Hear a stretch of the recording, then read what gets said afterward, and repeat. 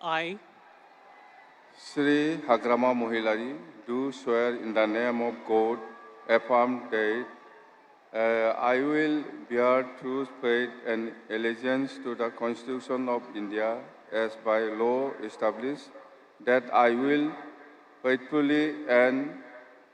conscientiously discharge my duties as the Chief Executive Member of Bodoland Territorial Council,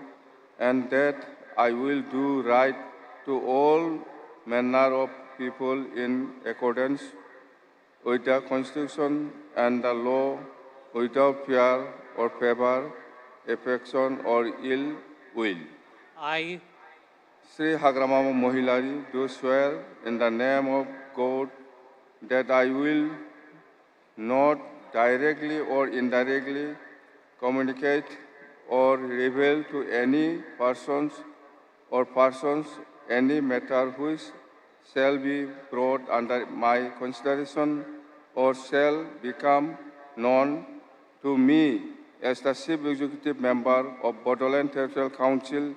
except as may be required for the due discharge of